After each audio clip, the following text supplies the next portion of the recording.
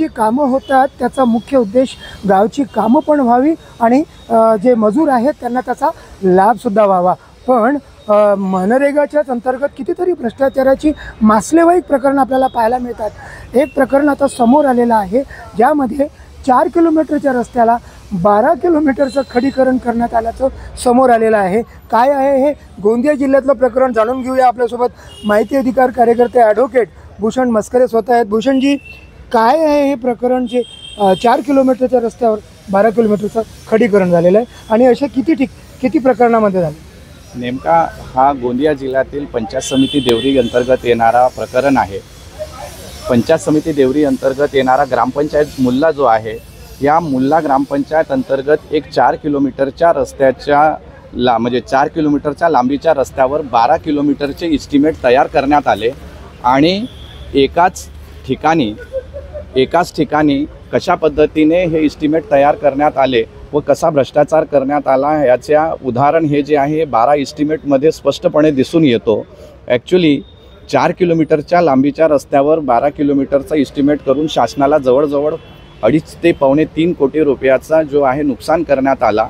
या इथे आपण असं पाहू शकतो जे तुम्ही दाखवताय इथे क्रमांक 1611 आहे आणि हा जो रस्ता आहे हा तो भरतराम घासले यांच्या शेताजवळ असं म्हटलं आहे आणि त्याच रस्त्याचं 1603 नंबर इथे आहे आणि भरतराम घासलेपर्यंत असा त्याचा उल्लेख आहे। हे दोन्ही रस्ते एकच आहे असं तुम्हाला म्हणायचं आहे? बघा, असं आहे की वेगळ्या वेगळ्या जावक क्रमांकाने इस्टिमेट तयार करून एकाच लांबीच्या व एकाच ठिकाणच्या रस्त्याचे 2-2 किंवा 3-3 इस्टिमेट तयार करण्यात आले व काम एकदा करून 3दा काम झाल्याचे सांगून त्याचे पैसे गाळ करण्यात आले।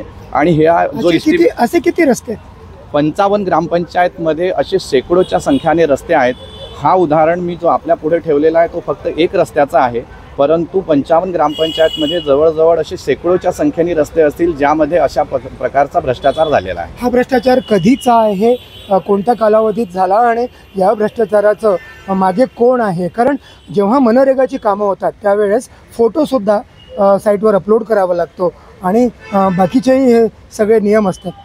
मनरेगाच्या काम करत असताना याची इम्प्लिमेंटिंग एजन्सी जी असते ती ग्रामपंचायतवर त्याच्यावर सुपरविजन करणारी एजन्सी पंचायत समिती असते व त्यांच्यावर सुपरविजन करणारी एजन्सी जिल्हा परिषद आणि कलेक्टर महोदय असतात। ॲक्च्युली या मनरेगाच्या कामामध्ये जो भ्रष्टाचार झालेला आहे त्यामध्ये ग्रामपंचायत सचिव सरपंचपासनं तर वरिष्ठ अधिकाऱ्यापर्यंत संलिप्त आहेत आणि ह्या भ्रष्टाचाराला सगळे वरिष्ठ अधिकारी जबाबदार आहेत। नाही, पण माझा प्रश्न असा आहे की मनरेगा जे कामं होतात त्यावेळेस सुरुवातीला मग मधल्या स्टेजमध्ये शेवटी फोटो अपलोड करावे लागतात। मनरेगाच्या व्यक्तिगत किंवा सामूहिक कामामध्ये असा नियम व तरतूद आहे मनरेगा कायदा अंतर्गत की जर कुठल्याही कामाची सुरुवात झाली तर त्याला 3 टप्प्याची व्हेरिफिकेशन केल्या जाते आणि ते संबंधित पंचायत समिती व ग्रामपंचायतचे अधिकारी करतात। काम सुरू झालं की त्याचा फोटो काढावा लागतो आणि ते साईटवर अपलोड करावा लागतो। त्यानंतर काम अर्धवट झाल्यानंतर त्याची फोटो काढून साईटवर अपलोड करावी लागते व काम पूर्ण झाल्यानंतर त्याची फोटो घेऊन साईटवर अपलोड करावी लागते। तेव्हा ही प्रक्रिया जी आहे ती पुढे वाढते। परंतु या सर्व कामामध्ये अनेक ठिकाणी खोटे फोटो अपलोड करून बिलांची उचल करण्यात आलेली आहे व अशा प्रकारचा मोठा भ्रष्टाचार करण्यात आलेला आहे। बरं, हे काम नेमकं कोणी केलेलं आहे? कारण तुम्ही जे आरोप लावताय ते अत्यंत गंभीर आहे आणि जर अशा पद्धतीनं काम होत आहे एका पंचायत समितीमध्ये तर इतरत्र काय परिस्थिती असेल याची कल्पनाच करवत नाही। पण हे जे काम आहे कोण दोषी आहे नेमके आणि GST वगैरे कोणी भरले, कोण कंत्राटदार आणि अधिकारी यावरती काय म्हणतात? या संपूर्ण कामामध्ये 2 स्तराचे वेगळे वेगळे कामं होतो, स्किल्ड वर्क आणि अनस्किल्ड वर्क। अनस्किल्ड वर्क म्हणजे जे लेबर लोकांना पैसा देण्यात येतो त्यांच्या मजुरीचा तो आणि स्किल्ड वर्क म्हणजे साहित्य पुरवठ्याचा।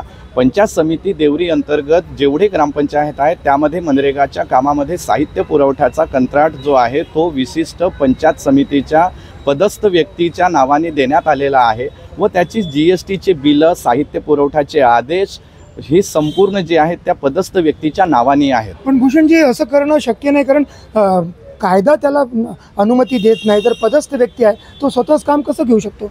कायदा अनुमती देत नाही म्हणूनच माझा आरोप आहे की या पद्धतीचा भ्रष्टाचार ह्या संपूर्ण लोकांच्या संलिप्ततेने झालेला आहे आणि त्याच कारणाने माझा हा मोठा आरोप आहे की राजकीय जो पदस्थ व्यक्ती आहेत व पंचायत समितीचे मोठे अधिकारी व ग्रामपंचायत स्तरावरील जे सचिव आहेत, ह्या सगळ्यांनी मिळून हा मोठा भ्रष्टाचार केला आहे. आणि हा जो भ्रष्टाचार आहे याची जर संपूर्ण व सखोल चौकशी झाली तर कोट्यावधी रुपयांचा भ्रष्टाचार उघडकीस येईल. बरं, रॉयल्टी आणि GSTचं जे प्रकरण आहे ते काय आहे? या मनरेगा अंतर्गत जी कामं होतात व ज्याची फायनल बिलं म्हणजे साहित्य जी वापरण्यात येतात, त्या साहित्य वापरल्यानंतर शासनाला त्याची रॉयल्टी भरणे गरजेचं असतो. त्याच प्रकारे फायनल बिल करत असताना म्हणजे शासनाचा जो सरकारचा हक्क आहे तो GST असतो. फायनल बिल करीत असताना कुठल्याही या आर्थिक वर्षांमध्ये GSTची कपात करण्यात आली नाही व त्याच पद्धतीने ह्या संपूर्ण मनरेगाच्या कामांमध्ये एकही रुपयाची रॉयल्टी शासनाला भरण्यात आली नाही.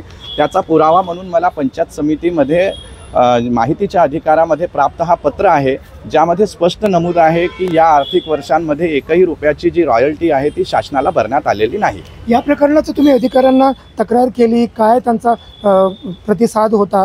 आणि वरती तुम्ही मुंबईला सुद्धा तक्रार केलेली आहे, आतापर्यंत काय घडलं?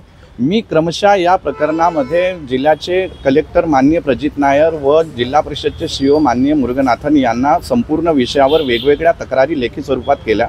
आणि त्याशिवाय माननीय प्रदेशचे मुख्यमंत्री श्री देवेंद्रजी फडणवीस यांना लेखी स्वरूपात व या महाराष्ट्राचे मनरेगाचे मंत्री माननीय भरत गोगावले साहेब यांना रजिस्टर्ड पोस्टाद्वारे लेखी स्वरूपात तक्रार केली. ते त्यांना प्राप्तसुद्धा झाले, परंतु अजूनपर्यंत या विषयावर कुठलीही गंभीर कारवाई किंवा चौकशी सुरू करण्यात आलेली नाही.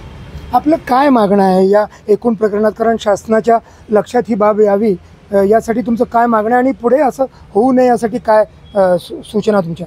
मी शासनाच्या प्रतिनिधींना लेखी स्वरूपात तक्रार करून या गोष्टीची जाणीव केली की पंचायत समिती देवरी अंतर्गत मनरेगामध्ये खूप मोठा भ्रष्टाचार आहे. आणि माझी एवढीच मागणी आहे की या प्रकरणामध्ये संलिप्त किंवा जबाबदार असलेली जी व्यक्ती आहे त्यांच्यावर कठोर कारवाई व्हावी. कारण की हा जो मनरेगा अंतर्गत जो पैसा शासन लोकांपर्यंत पोहोचवतो तो सामान्य माणसाच्या उत्थानासाठी पाठवण्यात येतो.